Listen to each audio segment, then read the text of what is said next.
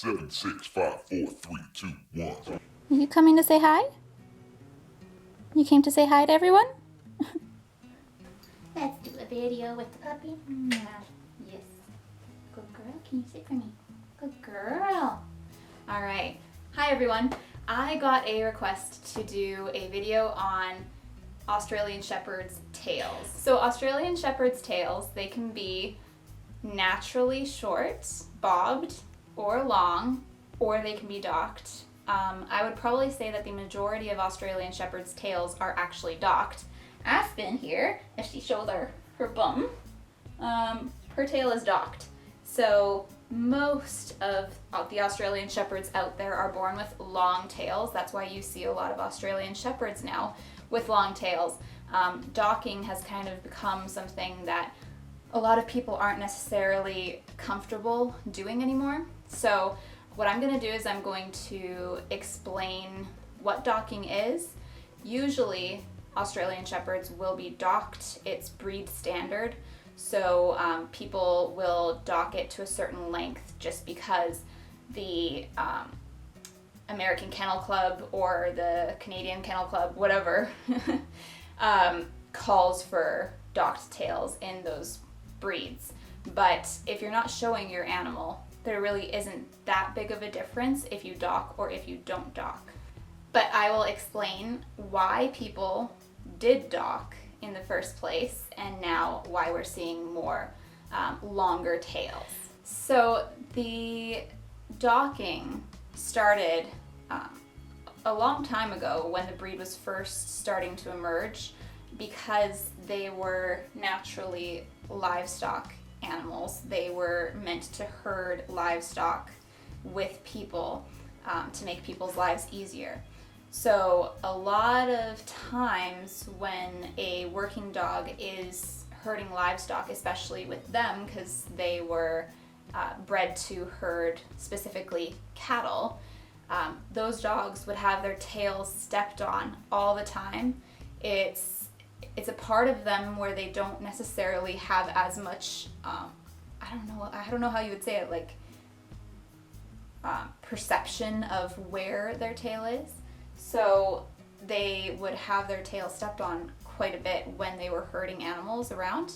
And I think people just got tired of that and decided that they would dock the tails to make sure that these dogs would not get injured when they were herding around animals. The second reason why people do dock is because it is, to an extent, hygienic for animals. The reason for that is because there's no tail to get in the way of when they have bad poops or anything like that. An Australian Shepherd tail is naturally very feathery, so it's got a lot of fur that falls down in front of the area that they would need to have clear to relieve themselves. So a lot of people did keep on docking because it was more hygienic, because the animal didn't have as much of a mess later on. Now, of course, that is completely just an aesthetic thing. It's to make your life easier. It's not to make the animal's life easier in any way. There's no health benefits to docking a tail at all. So a lot of people decided that they would stop docking tails just because there really wasn't that much of a use for it anymore. A lot of Australian Shepherds are now house pets, so they're not doing a lot of herding. They don't have that risk of having their tails stepped on anymore. So a lot of people have stopped docking tails. You still need to dock the tail if you're going to show your Australian Shepherd in registered shows. So that's probably one of the only reasons why someone would dock the tail, and because people expect the tail to be docked. With Aspen, we had no say in the matter because we got her, or at least we picked her out when she was 3 weeks old, and they dock tails within the first week of being born, probably between 3 and 4 days of age. So she was already done before we even saw her. So there wasn't really a choice in not getting her tail docked versus getting her tail docked. So if you're looking for an Australian Shepherd puppy and you don't want their tail docked, you have to know the mom and the dad before the puppies even come, because the tails will be docked very, very quickly after the puppies are born. So that's a tip. If you're looking for an Australian Shepherd with a full tail, you have to contact the breeder before the puppies are born. So now I'm going to explain what happens when a tail gets docked. A lot of people have misunderstandings on what happens actually when a tail is docked, and you don't have any anesthetic on the animal. The puppies are way too young to be put under anesthetic in the first place, so a lot of people think that it's not a big deal because their puppy is asleep while the procedure is happening. The puppy is completely awake while the procedure is happening. So I'm going to insert a video. I'm just going to draw it out for you, show you what happens, and kind of explain the process.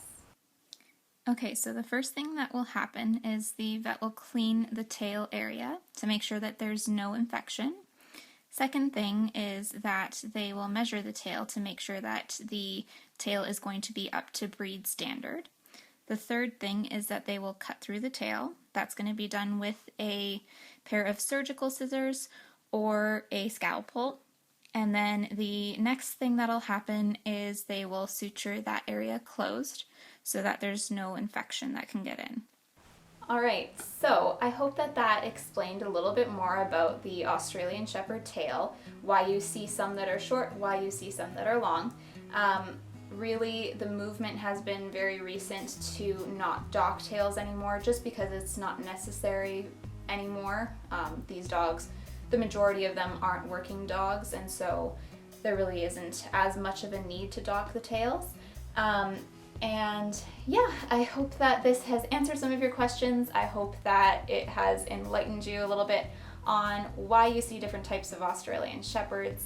And if you have any other questions about Aussies, you can always leave them in the comments down below. I would be glad to make a video on it. And thanks so much for watching. And this little miss is tired of me filming. Oh yes, someone is tired.